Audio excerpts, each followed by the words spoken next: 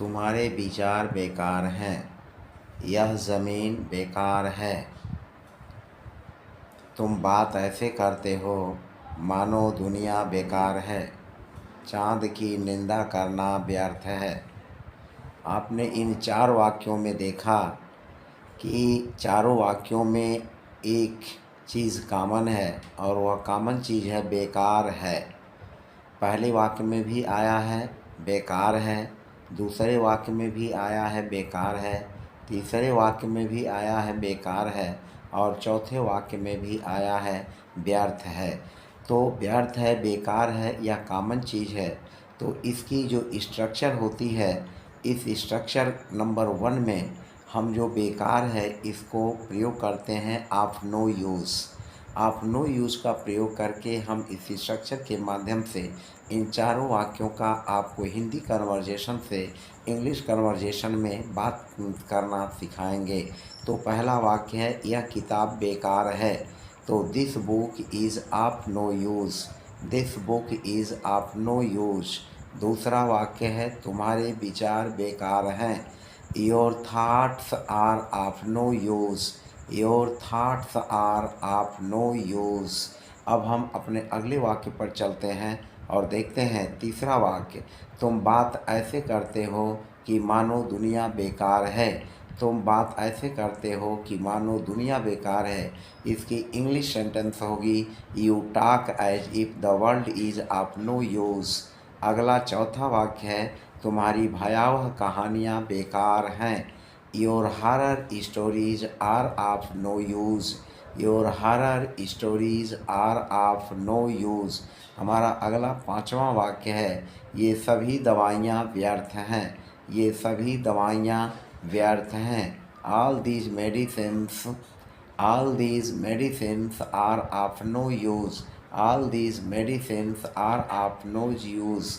छठा वाक्य है यह टूटी हुई कुर्सी बेकार है।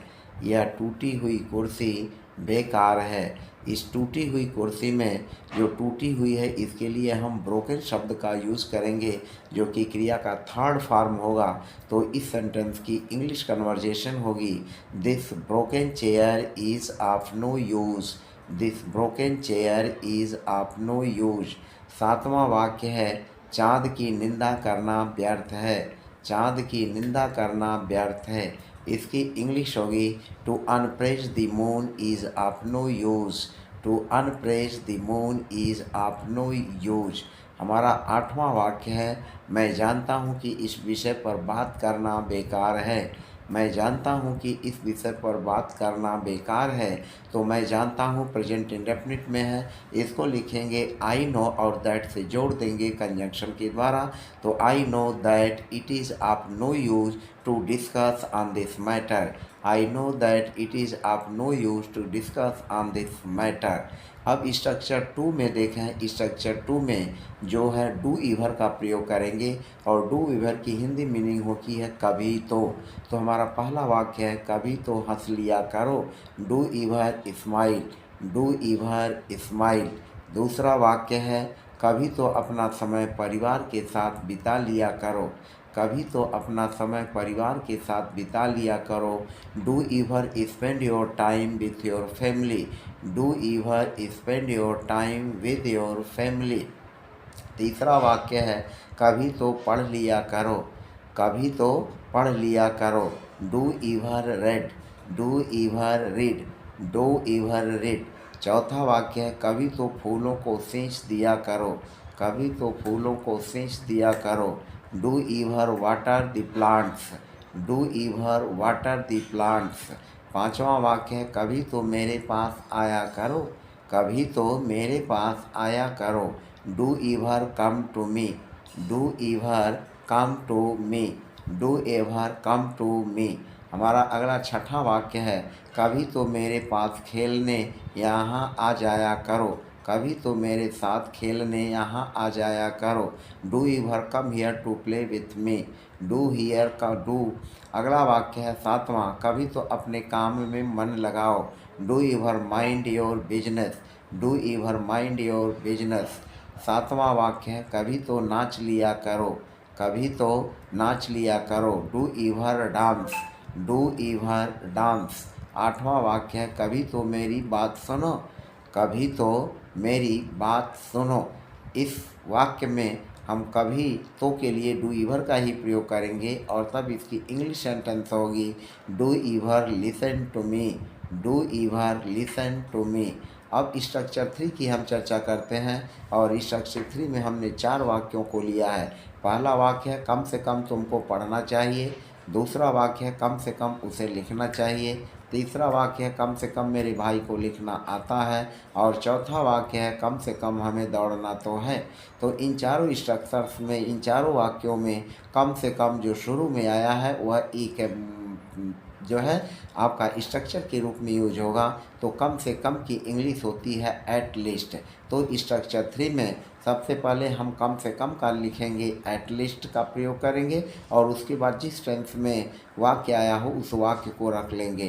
तो हमारा स्ट्रक्चर बनेगा एट लीस्ट और प्लस सेंटेंस, यानी सबसे पहले एट लीस्ट रख लेंगे और उसके बाद सेंटेंस रहेगा। सेंटेंस जिस टेंस में रहेगा उसी के हिसाब से हम बना लेंगे। पहला वाक्य है कम से कम तुमको पढ़ना चाहिए, at least you should read, at least you should read.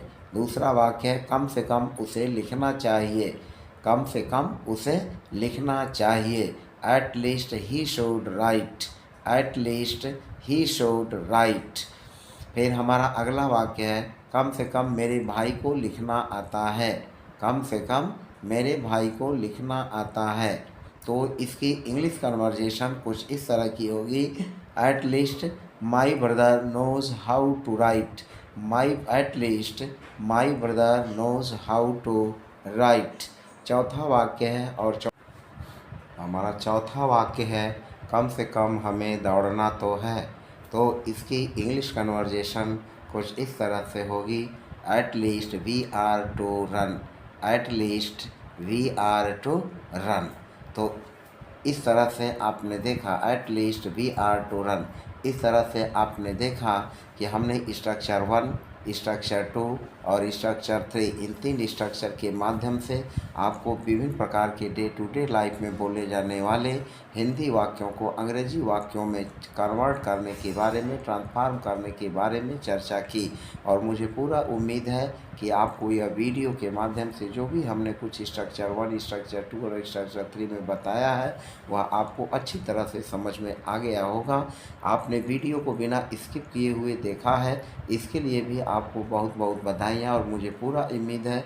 तो वीडियो को लाइक, सब्सक्राइब और चैनल को सब्सक्राइब करना न भूलें, कमेंट अवश्य करें और लाइक अवश्य करें ताकि मुझे अन्य प्रकार की वीडियोस बनाने में मोटिवेशन मिलता रहे। तो फिलहाल आज की वीडियो में बस इतना ही और फिर आते हैं अपने नेक्स्ट वीडियो में नए स्ट्रक्चर के साथ। तब तक आप सबको मेरे तरफ से धन्यवाद।